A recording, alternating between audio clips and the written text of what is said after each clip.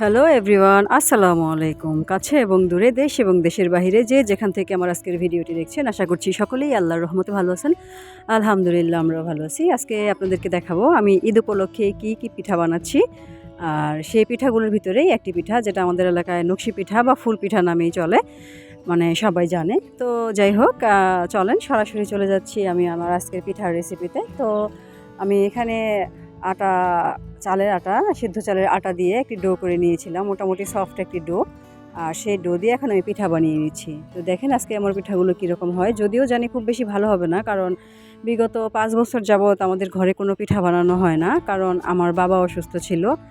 আর বাবা এখনও আল্লাহর রহমতে মোটামুটি সুস্থ, তবে খুব বেশি সুস্থ এরকম না। তো বাবা অসুস্থ ছিল, আবার আম্মু অসুস্থ ছিল। তো সব মিলিয়ে আসলে আমাদের ঘরে ওইরকমভাবে ঈদ যে কোন দিক দিয়ে আসলো আর কোন দিক দিয়ে গেল সেটাই আসলে বুঝতে পারলাম না। তো আজকে ভাবলাম যে এবার কিছু পিঠা বানাই, যেহেতু আমাদের ঘরে এখন আমাদের বাবু আছে, আমার ভাইয়ের বউ আছে, আব্বু এখন আল্লাহর রহমতে অনেকটাই সুস্থ। তো ভাবলাম যে একটু একটু করে পিঠা বানাই। তো এই যে দেখতে দেখতে আমি এখানে একটি ডো সুন্দর করে বেলুন পিঁড়িতে বেলে একটা পাতলা, একটা রুটির মতো, খুব বেশি পাতলা না, মানে 1/2 ইঞ্চি পরিমাণ পাতলা করে বেলে এটা দিয়ে একটা রুটি বানালাম। আর রুটি বানিয়ে এখানে কিছু পছন্দ মতো ডিজাইন করে সেই পিঠাগুলো আমি এখন বানিয়ে নিয়েছিলাম।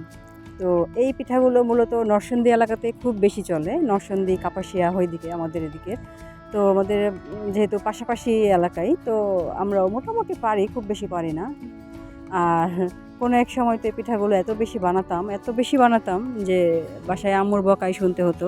মানে যার বাসায় পিঠা বানানো হতো সেখানেই দৌড়ে চলে যেতাম পিঠা বানানোর জন্য। কোথায় গেল সেই দিনগুলো, তাই না? তো এই যে দেখতে দেখতে দেখেন আমি একটি ফুলের ডিজাইন করে একটি পিঠা বানিয়ে নিচ্ছি। আর এই পিঠাগুলো বানাতে যেমন মানে একটু সময় লাগে, বা এটার প্রসেসিং করে খেতে কিন্তু ততটা সময় লাগে না। আর এই পিঠাগুলো কিন্তু যারা খেয়েছেন বা যারা বানান তারা সকলেই জানেন যে খেতে কতটা মজা লাগে। আর এটা যে শুধু ঈদ উপলক্ষেই বানাতে হয় বা বানাতে হবে এমন না, এটা যে কোনো সময় বানানো যায়। তবে আমাদের এদিকের এলাকাতে এটা মূলত ঈদ উপলক্ষেই আমরা বানাই, ঈদের সময়ই বানাই, সবাই বানাই, প্রত্যেকটা বাড়িতে বাড়িতে পিঠা বানানোর ধুম পড়ে।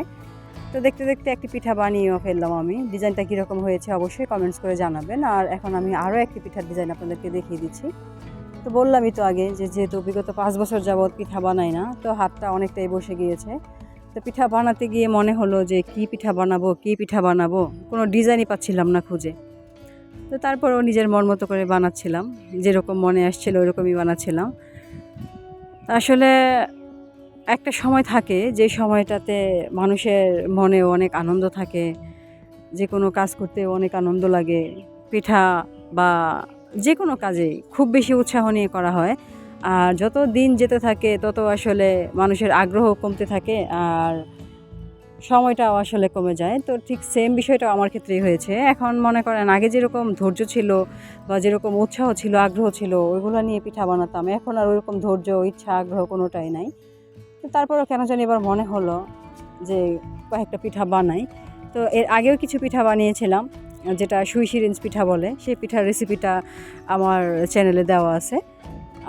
যদি কেউ চান তাহলে অবশ্যই আমার চ্যানেলটা একটু ঘুরে আসতে পারেন, দেখে আসতে পারেন পিঠাগুলো খুব সহজে কীভাবে বানিয়ে নিয়েছিলাম।